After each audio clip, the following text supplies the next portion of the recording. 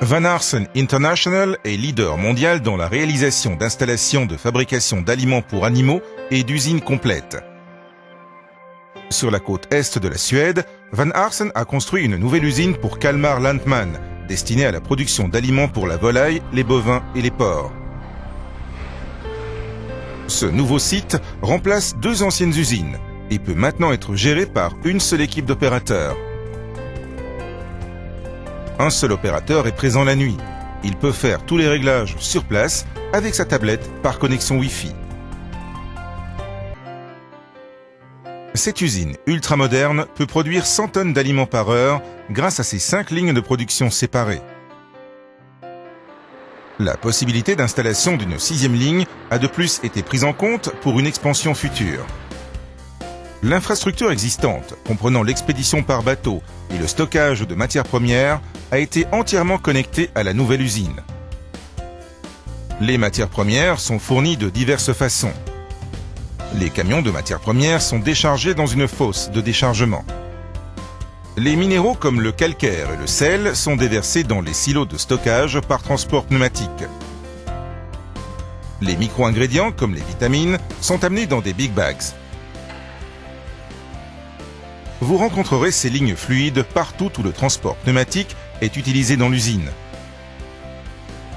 Ces courbes réduisent à un minimum l'usure de l'intérieur provoquée par les matériaux abrasifs. De plus, les tuyaux possèdent des parois très épaisses qui les rendent particulièrement durables. Les matières premières liquides, comme l'huile de soja, l'huile de lin et la mélasse, arrivent à ce terminal dans des bateaux-citernes. Les réservoirs de stockage de liquides chauds sont placés dans des zones isolées avec 3 plages de températures différentes. Les matières premières sont soigneusement contrôlées quant à la présence d'objets étrangers au moyen d'un système d'aimant et d'un nettoyeur. Les 52 silos de matières premières sont adaptés pour le pesage et chaque silo possède sa propre balance de dosage. Tous les composants d'une recette peuvent donc être dosés simultanément, permettant le traitement de 30 lots de 4 tonnes chacun en 1 heure. Pour les petits ingrédients, des balances séparées ont été prévues dans chaque ligne de production. Du fait que tous les silos, bacs et mélangeuses sont équipés de dispositifs de pesage, l'opérateur peut voir à tout moment les matières premières ou les produits finis qui sont en cours de traitement et surveiller ainsi les niveaux de stock réels.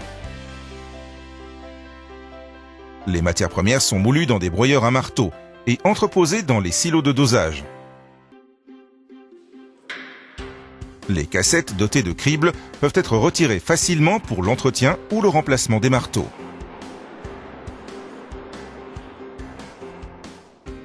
Pour certains produits alimentaires destinés aux volailles, la recette ne passe pas dans le broyeur à marteau, mais dans un broyeur à cylindre.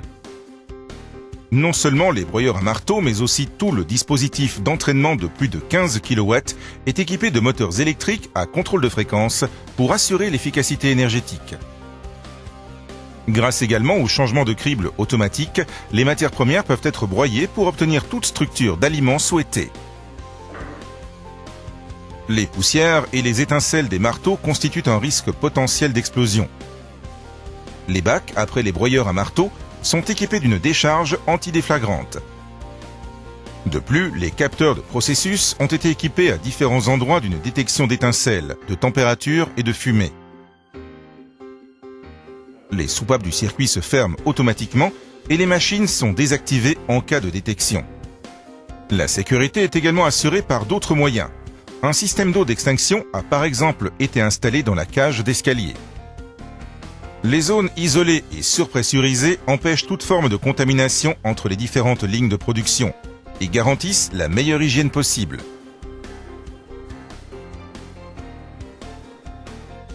Les mélangeuses à pales homogènes rapides sont elles aussi équipées de dispositifs de pesage. La mélasse doit être préchauffée et additionnée en dose.